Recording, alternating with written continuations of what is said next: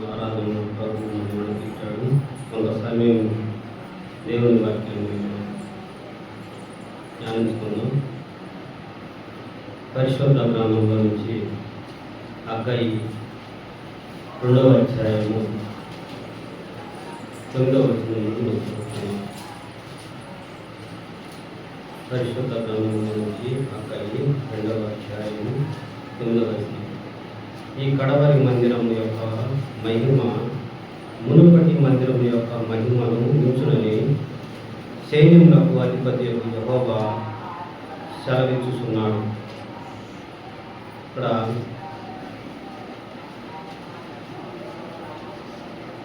ప్రభు సహాయం కొరకు స్తుతులు చెల్లిద్దాం. ప్రేమ నమ్మకమైన మా ప్రియ పరలోక తండ్రి, మీ ఘనమైన శ్రేష్టమైన పరిశుద్ధమైన నామం నాకు వందనములు చేస్తున్నాయన. మహిమ రాజా మహోన్నత వ్యాపారమైన ప్రేమకు వందనాలు చేస్తున్నాం. ఉదయకాల సమయంలో ప్రభు ఆరాధనలో మీ నుండి క్రమంగా జరిపించారు. మొదలుపెట్టి మీకు వందనములు చేస్తున్నాయన. కొంత సమయం మీ వాక్యమును ధ్యానిస్తుండగా మీకు ప్రభుత్వ సహాయం చేసి ప్రార్థన చేస్తున్నాం. చదవబడిన వాక్య భాగం నుండి ఆశీర్వదించండి. ఈ వాక్యంలోని ఆధ్యాత్మిక మర్మాలను మాకు బయటపరచమని వేడుకుంటున్నాం. మీరు మంచి బోధకులై మాకు బోధించమని వేడుకుంటున్నాం. మీ దీనదాసుడు మీ పక్షంగా నిలబడి ఉన్నాడు ప్రభా. మీ సిలువ చోట్ను మరుగుపరిచి మీరే మాట్లాడి మహింపమని ప్రార్థన చేస్తున్నాం. చేరువచ్చే ప్రియ సంఘంలో బట్టి మీరు పనులు చూస్తున్నాను. ఎవరికి ఏం మాటలు అక్కరపై ఉన్నాయో, ఎవరిని మీరు దర్శిస్తారో, కార్యం దర్శిస్తారో సమస్తంలో ఎదిగిన దేవుడు కనుక మీరే మాకు సహాయం చేసి మహింపమని మా ప్రభువును మా రక్షకుడైన యేసుక్రీస్తు పరిశుద్ధ నామమున ప్రార్థించి అడిగి వేడుకొస్తున్నాను తండ్రి. ఆమె మనం చూసినట్లయితే హగ్గయి 2వ అధ్యాయము 9వ వచనం మనం చదువుతున్నాము. ఈ కడవరి మందిరము యొక్క మహిమ మునుపటి మందిరము యొక్క మహిమను మించునని సైన్యములకు అధిపతి యెహోవా సెలవిస్తున్నాడు. ఇక్కడ మనము ఆలోచన చేసినట్లయితే ప్రవక్తల్లో చాలా చిన్న ప్రవక్త హగ్గయి. ఈ హగ్గయి ద్వారాగా ప్రవక్త ద్వారాగా ప్రభువైన యేసుక్రీస్తు వారు మనకు సెలవిచ్చిన మాట ఏంటంటే, ఈ కడవరి మందిరము యొక్క మహిమ మునుపటి మందిరము యొక్క మహిమను మించునని సైన్యములకు అధిపతి యెహోవా సెలవిస్తున్నాడు. ఇక్కడ మనం చూసినట్లయితే ఈ కడవరి మందిరము, అలాగే తర్వాత వచ్చేసి మునుపటి మందిరం అని ఉన్నది.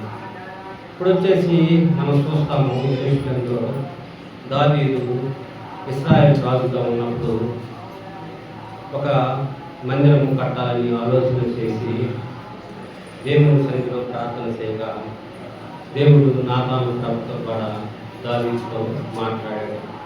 నువ్వు మందిరం కట్టడానికి వీలేదు, నీవు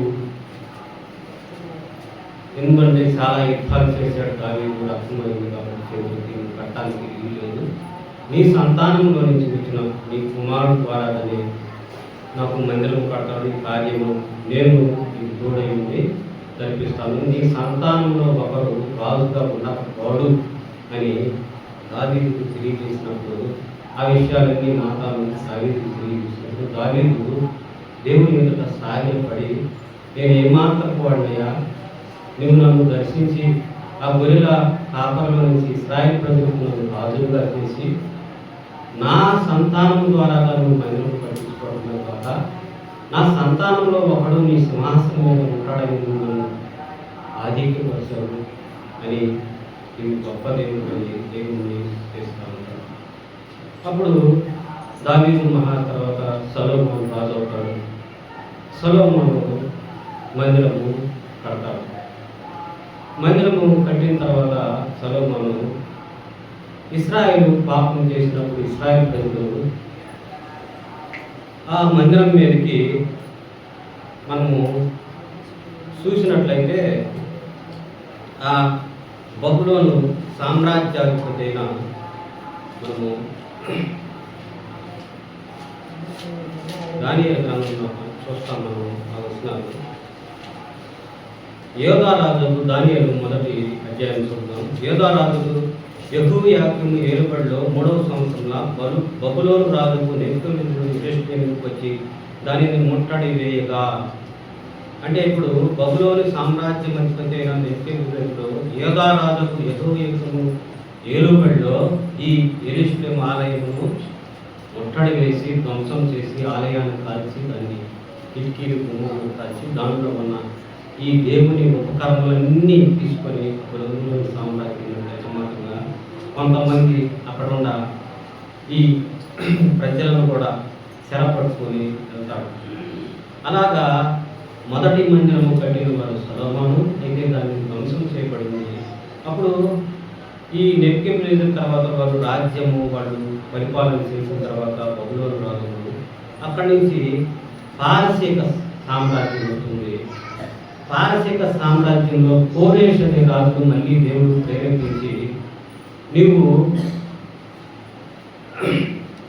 ఈ చెరపట్టబడిన ఇశ్రాయేలు ప్రజలు వారందరికీ కోరేష్ తెలియజేస్తున్నట్టే, ఆకాశమందు భూమి యందు జీవంగల దేవుడైన యెహోవా మీరు ఆయన ఆరాధించుకునడానికి, ఆయన్ని మీరు స్తుతించడానికి మీకు ఒక మందిరం కావాలి కనుక మీ స్వదేశములకు వెళ్ళి మీరు దేవునికి మందిరము కట్టుకోండి. కోరేషు ఆలోచన ఏంటంటే, దేవునికి ఇలాగా ఎప్పుడు ఏ ప్రజలు ఎవరికి కావాల్సిన దేవుడు అంటే, కొంతమంది అన్ని రాజులు ఉన్నారు కదా, అన్ని ప్రజలు వారికి దేవాలయం, అలాగే ఇశ్రాయేలు ప్రజలకు ఈ యెరూషలేము దేవాలయం మీరు కట్టుకోండి అని వారికి ఆజ్ఞ ఇవ్వటం కాక వారికి కావలసిన ఆర్థిక సహాయం కూడా చేసినట్టుగా మనం చదువుతాం. అవన్నీ యెజ్రా గ్రంథంలో 1 నుంచి 5 వరకు మనం చూడాలి. యెజ్రా గ్రంథంలో 5 ఉన్నాయి. అలాగా చేసినప్పుడు అప్పుడు ఈ పారసీక సామ్రాజ్యంలో ఉన్న జెరుబ్బాబెలు, అలాగే ఇంకొక యాజకుడైన యెహోషువను వాడు ప్రేరేపించి వారి ద్వారాగా ఈ మందిరము నిర్మించాలని వారికి కావలసిన ఆర్థిక సహాయం చేసి వారి స్వదేశములకు పంపించి వారు మందిరము కట్టాలని ఆలోచన చేయకుండా, వారు కొంతమంది పెద్దలు, మీరు ఇక్కడ మందిరము కడతారా, ఇంతకుముందు ఈ మందిరం ఎంతో వైభవం కలది, ఎంతో దేవుని మహిమ ఉన్నదని వారికి తెలియజేసినప్పుడు వారు దాన్ని కొంత సమయము పెద్దల మాట ప్రకారం ఆలోచిస్తే మళ్ళీ దేవుడు అగ్గయ్య అనే ప్రవక్త ద్వారా మాట్లాడి, మీరు మందిరము కట్టండి, ఈ మందిరం మహిమ మునుపటి మందిరం కంటే ఇప్పుడు మందిరం మహిమ నేను మీకు ఎక్కువగా ఉండిద్దని మనము అగ్గయ్య పత్రికలు ఇప్పుడు ఆ విషయం మనం చదివాము. ఈ కడవరి మందిరం యొక్క మహిమ మునుపటి మందిరం యొక్క మహిమను మించునని సైన్యములకు అధిపతి యెహోవా సెలవించుచున్నాడు. ఇక్కడ మనం చూసినట్లయితే మొదటి మందిరం మీద మహిమ ఉన్నది, ఆ మందిరం తర్వాత 2వ మందిరం కట్టబడింది, దాని మీద కూడా నా మందిరము మహిమ ఉంటుందని సెలవిస్తూ ఉన్నాడు. ఇక్కడ మనం ఆలోచన చేసినట్లయితే కొరింథీయులకు రాసిన పత్రిక, మొదటి కొరింథీయులకు రాసిన పత్రిక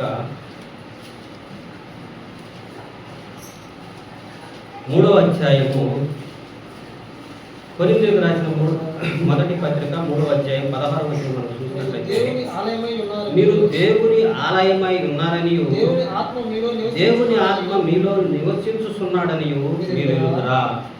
ఇక్కడ అపోస్తలుడైన పౌలు గారు కొరింథీయులకు రాస్తూ ఆయన అంటున్నాడు, మీరు దేవుని ఆలయమై ఉన్నారని, దేవుని ఆత్మ మీలో నివసించుచున్నాడని మీరు ఎరుగుదురా.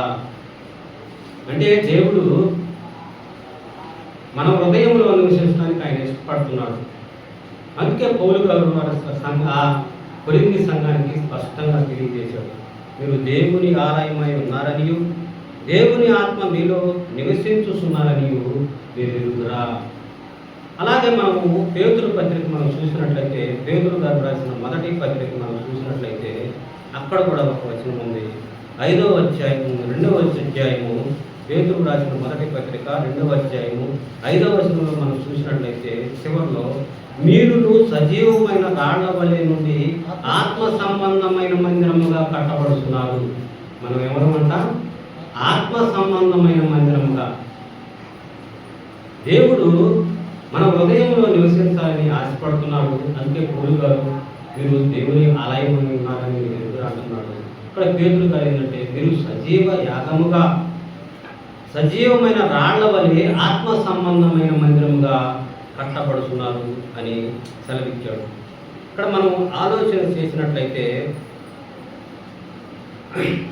మన కొరింథీయులకు రాసిన మొదటి పత్రికే మనం చూసినట్లయితే, కొరింథీయులకు రాసిన మొదటి పత్రిక 15వ అధ్యాయం మనం చూసినట్లయితే, కొరింథీయులకు రాసిన మొదటి పత్రిక 15వ అధ్యాయము 44వ వచనం మనం చూసినట్లయితే, ప్రకృతి సంబంధమైన శరీరముగా విత్తబడి ఆత్మ సంబంధమైన శరీరముగా లేపబడును.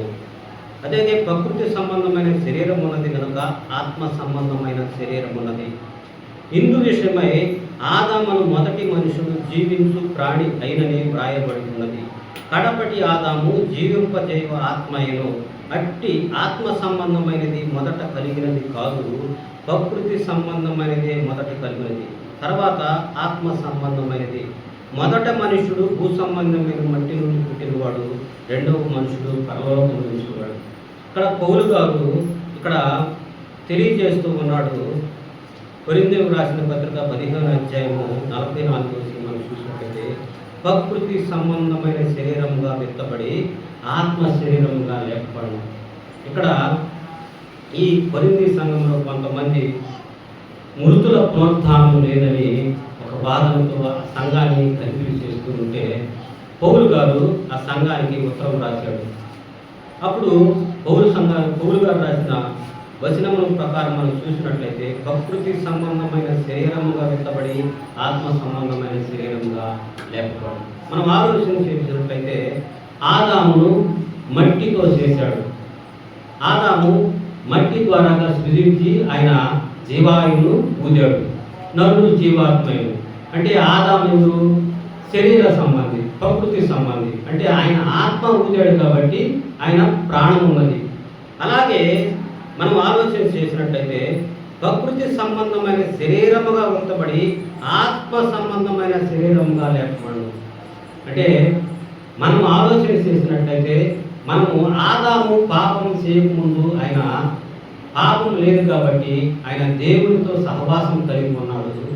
ఆయన శరీరము ప్రభువు సృజించాడు కాబట్టి ఆయన సహవాసము, ఆయన జ్ఞానము అవివన్నీ ఆదాములోకి వచ్చినాయి. కానీ ఆదాము ఎప్పుడైతే పాపం చేశాడో ఆయన దేవుడితో సంబంధం లేకుండా ఆయన ప్రకృతి సంబంధంగా ఆయన చేయబడ్డాడు. అలాగే ప్రకృతి సంబంధమైన శరీరమును కనుక ఆత్మ సంబంధమైన శరీరముగా ఉన్నది.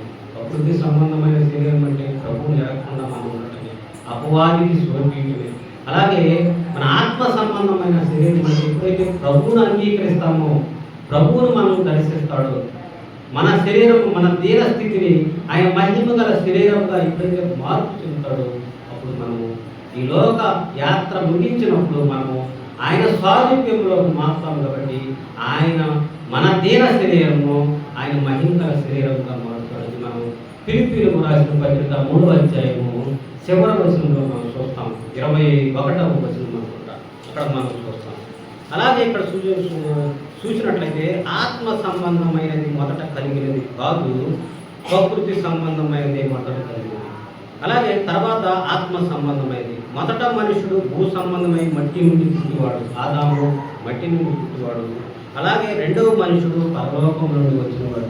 అంటే ఎప్పుడైతే పాపము ఆరోపించబడిందో, పాపం ఎప్పుడైతే మనిషిలోకి ప్రవేశించబడిందో ఆ మానవుడు అలాగా నశించిపోవడం దేవుడికి ఇష్టం లేదు కనుక మళ్ళీ ఆ ఆత్మస్వరూపిగా ఉన్న దేవుడే ఆ తండ్రి ఎదుట ఆయన దేవదూతల చేత స్తుతించబడుతున్న ఆ కుమారుడు, తండ్రి కుమార పరిశుద్ధాత్మ ఉన్న దేవుడు కుమారుడు ఒక శరీరమును ధరించుకొని ఈ లోకమునకు పంపబడి ఎప్పుడైతే ఆయన శిలువ యాగం చేశాడో, ఆయన రక్తము ద్వారా మనకి విమోచన, మనకి రక్షణ ఎప్పుడైతే వచ్చిందో, మనం ఎప్పుడైతే ప్రభువును అంగీకరిస్తామో మనము ఈ దీన శరీరమును మనము ఈ లోక యాత్ర ముగించినప్పుడు లేక ప్రభు వచ్చినప్పుడు మన శరీరము మహిమగల శరీరముగా మనం మార్చబడతాం.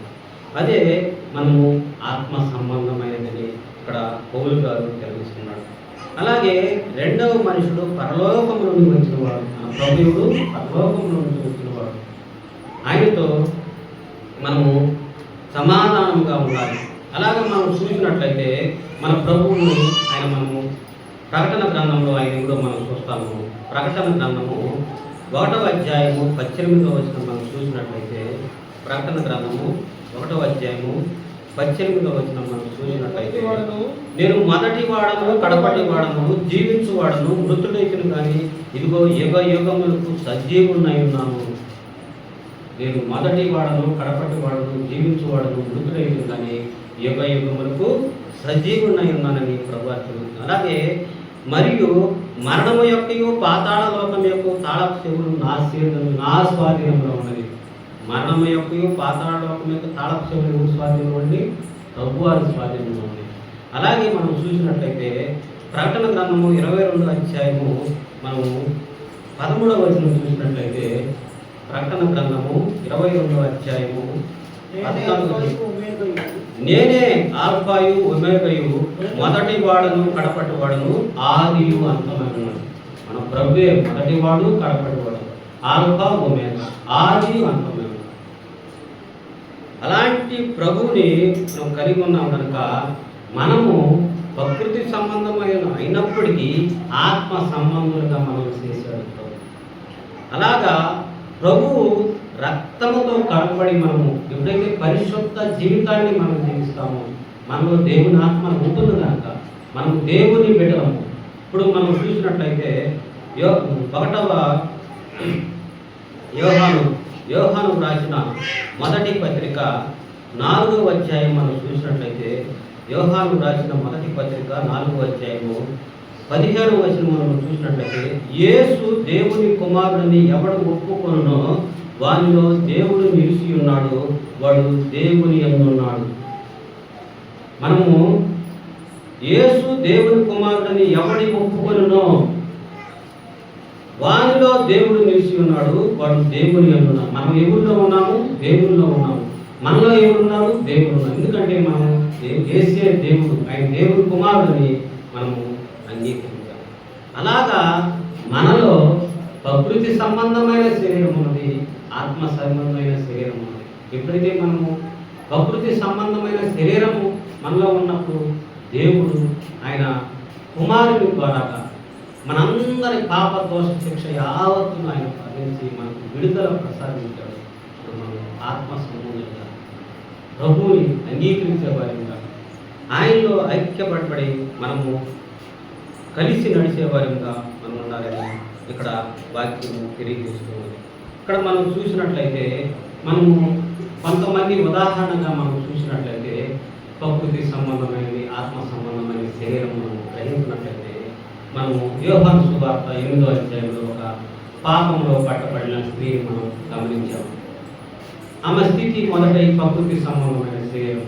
ఎప్పుడైతే ప్రభు దర్శించాడో, ప్రభు దగ్గరికి ఆమె తీసుకొని రాబడిందో, ఆమె శిక్షను ప్రభు ఎప్పుడైతే నీకు ఏ శిక్ష లేదు, నేను కూడా శిక్ష విధించను, నువ్వు ఇంకా వెళ్ళి పాపం చేయగలను ఎప్పుడు అన్నాడు.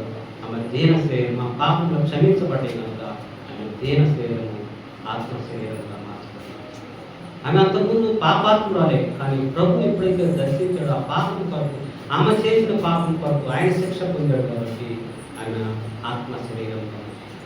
ఇప్పుడు మనం రూతు విషయం మనం చూసుకున్నట్లయితే రూతు గ్రంథము 3వ అధ్యాయం 10వ వచనంలో అక్కడ బోయజు అంటాడు, నా కుమారి నీవు యెహోవా చేత దీవెన నొందిన దానము, నీవు కొద్దివారినే కానీ పెద్దవారినే కానీ వెంబడించక నీ మునుపటి సత్ప్రవర్తన కంటే వెనుపటి సత్ఫలిత ఎంతో గొప్పది, నీవు యోగ్యురాలు అని నా జనులు ఎరుగుదును అని అంటాడు. మనం రూతు గ్రంథం 3వ అధ్యాయం 10వ వచనంలో మనం మాట్లాడుతున్నాం. మనం వాస్తవంగా ఆలోచన చేసినట్లయితే రూతు అవి మోయాబు చేసినారు, అంటే లోతు సంతానం ద్వారా వచ్చిన వాళ్ళు ఆ వంశమంతా. ఈ మోయాబీలు అంటే అర్థం ఏంటంటే మీ తండ్రి ఎవరు అని, అంటే తండ్రి ఎవరు. అలాంటి వంశంలో ఉన్న డబ్బును కేటగిరీ రూతుని దేవుడు యేసు ప్రభు వంశావళిలో ఆయన చేర్చాడు. ఎలాగంటే ఆమె నువ్వే వాళ్ళ అత్తతో అంటుంది, నీ దేవుడే నా దేవుడు, నీ ప్రజలే నా ప్రజలు, నువ్వు ఎక్కడ నివసిస్తావో నేను అక్కడ నివసిస్తాను, నువ్వు ఎక్కడ మరణం అవుతావో నేను మరణం అవుతావు, మరణం తప్ప మనం ఇద్దరిని ఎడబాల్సింది లేదని అని ఎప్పుడైతే ఒక నిర్ణయం, ఒక తీర్మానం చేసుకున్నాడు, తన అంతతో మోయాబు తీసిన బెత్లెహేముకి ఎలాగా వచ్చిందో సంబంధం దేవుడు చూసి ఆమె ఆత్మ శరీరం, ఆమె ప్రకృతి సంబంధమైన శరీరం, ఆత్మ శరీరం ప్రభు వంశాల్లో చూసిందంటే ఆమె ఎంత యోగ్యురాలు, ఎంత ధన్యురాలు. అలాగే మనం చాలామంది యోగు జీవితాన్ని మనం తీసుకున్నట్లయితే ఆయన అంత ఆస్తి పోగొట్టుకున్నది ప్రభువుని వెంబడించాడు. మొదట కొద్దిగా ఉన్నప్పుడు మహావృద్ధి చెందింది, రెండంతలు జీవితం. మనం దావీదు జీవితాన్ని మనం తీసుకున్నట్లయితే దావీదు గొర్రెల కాపరి. మనం సమూయేలు గ్రంథము మనం చూస్తాం, మొదటి సమయంలో 7:8 వచనాలన్నీ మనం చూస్తాం. ఆయన గొర్రెల కాపరిగా ఉన్నవాడిని ఇశ్రాయేలు ప్రజలకు రాజుగా చేశారు.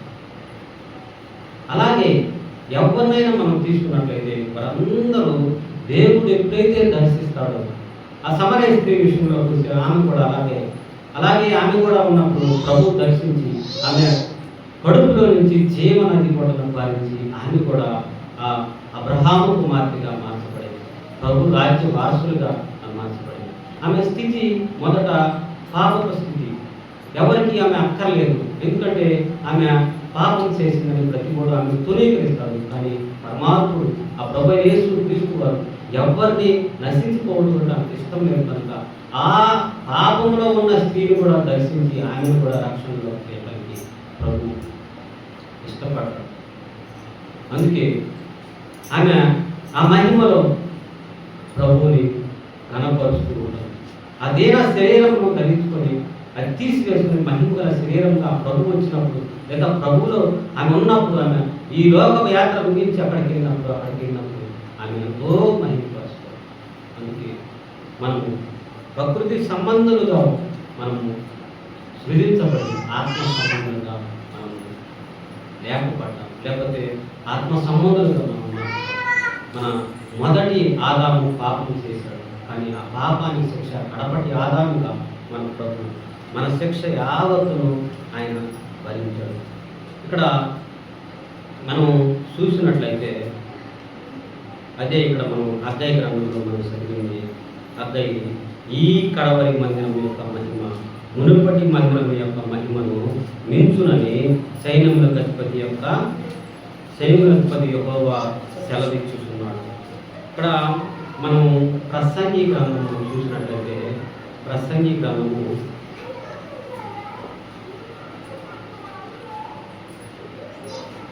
6వ అధ్యాయము, ప్రసంగి 6:8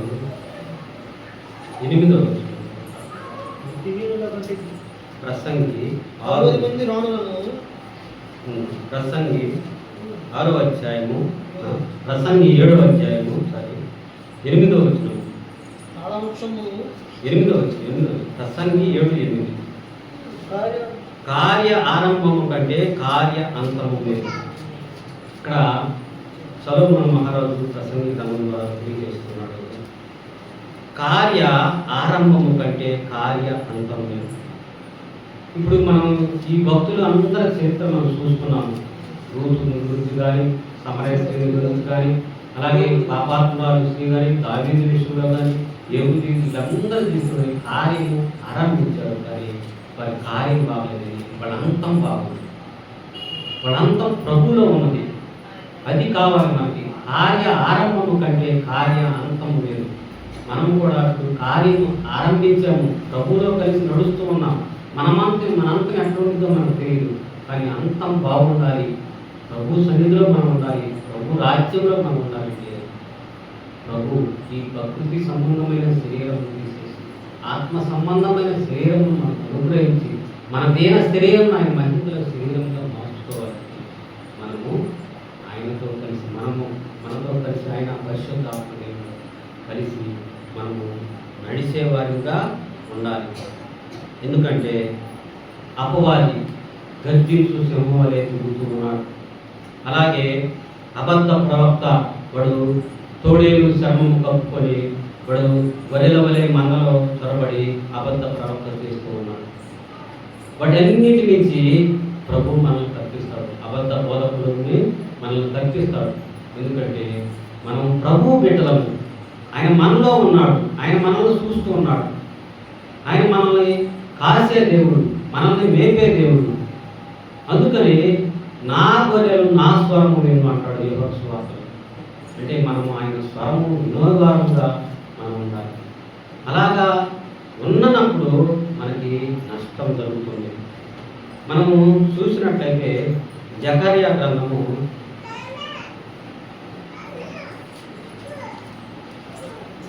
జపన్య గ్రంథము 2వ అధ్యాయము మొదటి 1-2 వచనం మనం చూసినట్లయితే, సిగ్గుమాలిన జనులారా కూడి రండి, పొట్టు గాలి ఎగురినట్టు సమయం గతించిపోతున్నది, విధి నిర్ణయము కాకమునిపే యెహోవా కోపాగ్ని మీ మీదకి రాకమునిపే మిమ్మల్ని శిక్షించుటకై యెహోవా ఉగ్రత దినము రాకమునిపే కూడి రండి. ఇక్కడ జపన్య ప్రవక్త ద్వారా ప్రభు మాట్లాడుతున్నాడు. సిగ్గుమాలిన జనులారా కూడి రండి, పొట్టు గాలి ఎగురినట్టు సమయము గతించిపోతున్నది. సమయం పోతే మళ్ళీ సమయం రాదు. అలాగే విధి నిర్ణయము కాకమునిపే, అంటే దేవుడు నిర్ణయం చేస్తాడు. విధి నిర్ణయముగా యెహోవా కోపాగ్ని మీ మీద రాకమునిపే మిమ్మల్ని శిక్షించుటకై యెహోవా ఉగ్రత రాకమునిపే కూడి రండి. ఉగ్రత దినము ఉంది. ఆయన మధ్యాకాశంలో ఆయన వస్తాడు. సంఘం అనే మధువుని ఆయన కొనిపోబడతాడు. అలాగా నీవు ప్రభువునితో కొనిపోబడాలంటే ఆయన దేవుడు, దేవుని కుమారుడు. నీ పాపముల కొరకు ఆయన కల్వరి శిలువలో మరణించాడు.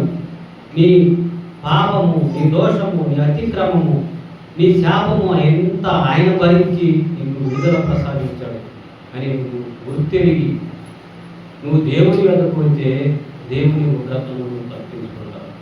అలాగా తప్పించుకోకుండా ఈ లోకంలో నువ్వు జీవిస్తూ లోకాశల వైపు కొనుక్కొని పోతూ ఉంటే ఒక సమయం వస్తుంది, ప్రభు వస్తాడు, తన బిడ్డలను తీసుకుని వెళ్తాడు. నిన్ను ఆ తీర్పు, ఆ దవడబన్న తీర్పులో నువ్వు నిలబడితే నీవు ఆ దాసులో పోగవు కనుక నువ్వు ఆరని అగ్ని గంధకములతో నువ్వు మలమల మాడిపోతున్నావు. దేవుని ఉగ్రత నుంచి నువ్వు తప్పించుకోవాలంటే నీకు వేరే మార్గము ఏమీ లేదు.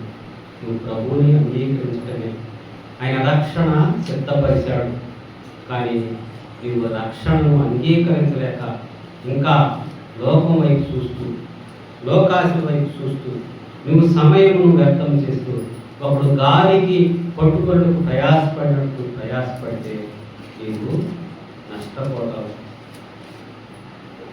అలాగా కాకుండా నీ పాపముల కొరకు కల్వరి శిలువలో ప్రభువు మరణించాడు.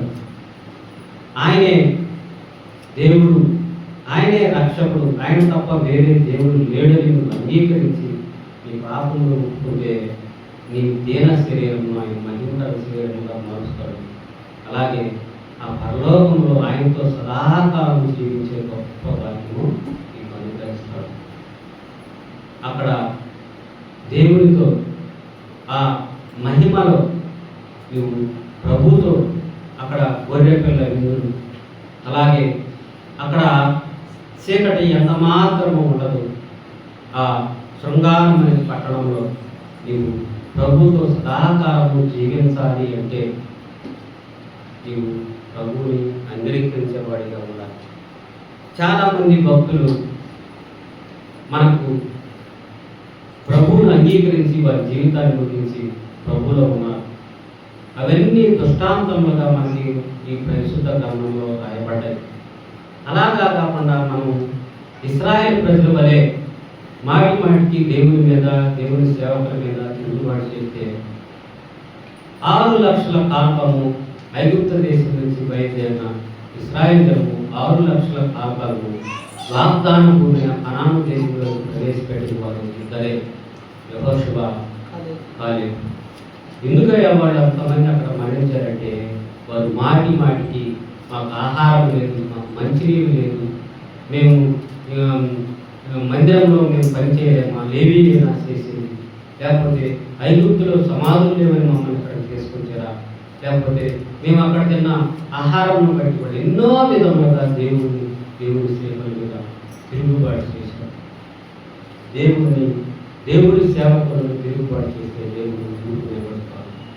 అందుకే ఆయన యెషయా గ్రంథము 66 అధ్యాయంలో అంటాడు, 2వ వచనంలో, విరిగి నలిగిన మనసున్న వారిని దృష్టింటా అంటాడు. నువ్వు వెనగబడాలి, నలగబడాలి. నీ ఆధిక్యములు, నీ అతిశయము దేవుని దగ్గర పనికిరాదు. నువ్వు ఎప్పుడైతే దేవుని చేత నువ్వు వాడబడి నిన్ను ప్రత్యేకించుకున్నప్పుడు నువ్వు దేవుని చేత నువ్వు వాడబడాలంటే విరిగి నలిగిన మనసు ఉండాలి. దేవుడి మీద ప్రతి విషయం, ప్రతి సందర్భంలో నువ్వు ఆధారపడినప్పుడు దేవుడు నిన్ను హెచ్చిస్తాడు. దావీదు మహారాజు అలాగే ఆయన దేవుడి మీద ఆధారపడి జీవించాడు. దావీదు జీవితాన్ని మనం చూసినట్టు నా కుటుంబమే ఎన్నిక చేయలేదు. ఈ సమూహం వెళ్ళి నీ కుమారులు ఎంతమంది దేవుడు అభిషేకించుకున్నాడంటే వాడు ఉన్న ఆ కుమారులు తీసుకొస్తాడు 7 7వ వాడైన దావీదు, 8వ వాడైన దావీదు చెప్పలేదు. అప్పుడు దావీదు ఇంకెవరన్నా ఉన్నారంటే సమయంలో అప్పుడు దావీదు అంటే తన కుటుంబం చేత ఎన్నిక లేని వాడు దేవుడికి అక్కడికి వచ్చాడు. దేవుడు ఘనపరిచాడు దావీదు కూడా అలాగే దేవుడిని ఘనపరిచాడు. మనము ఈ హగ్గయి గ్రంథం ద్వారా మనం తెలుసుకునే విషయం ఏంటంటే, మనము ఈ కడవరి మందిరం యొక్క మహిమ మునుపటి మందిరం యొక్క మహిమను మించునని సైన్యములకు అధిపతిగా యెహోవా సెలవిస్తున్నాడు. ఇప్పుడు మొదటి మందిరం వచ్చేసి సొలొమోను కట్టాడు, అలాగే 2వ మందిరం జెరుబ్బాబెలు కట్టాడు. కాబట్టి ఆ మందిరం మీద మహిమ ఉన్నదని వాడు తెలియజేస్తూ ఉండగా దేవుడు సెలవిచ్చాడు, నేను మునుపటి మందిరం కంటే కడవరి మందిరం మీద ఎక్కువ నా మహిమ ఉంది. అలాగే మనము మన ఆత్మ సంబంధంగా మనం తీర్చబడి ఆయన పరిశుద్ధ ఆలయము మనం సజీవముగా మనం ఆడవలే దేవుని మందిరం మనం కట్టబడుతున్నాము. మీ దేహము దేవుని వలన పౌలుగా చదివినట్టుగా మన ఆలయము, మన హృదయంలో ఉన్న ఆలయము ప్రభువు నివసించాలంటే మన దీన శరీరం ఆయన మహిమకరంగా శరీరంగా ఆయన మార్చుకొని ఆయన రాజ్య వారసులుగా తీయాలంటే మనం చేయవలసింది ప్రభువును అంగీకరించాలి. ప్రభు సన్నిధిలో ఆయన విధులను, ఆయన కట్టడలను గైకొని మనం ఆయనకి పుడిగా ఆయన వెళ్ళగానే మనకుండా ఆయనలో అంటుకట్టుబడి ఫలించే వారిగా మనం ఉండాలి. ఈనాడు లోకంలో చూస్తుంటే చాలా మంది ఎవరి బిడ్డలు వాళ్ళు అనేక తంత్రములు కల్పించుకొని పాపంలో పుట్టి పాపంలో నశించిపోతూ ఉన్నారు. వాళ్ళకి దేవుడు అంటే ఎవరికి రక్షణ అంటే తెలియదు. వారు ఏ దేశం నుంచి వచ్చాడో మళ్ళీ ఏ దేశం నుంచి వెళ్ళాలో వాళ్ళకి తెలియదు.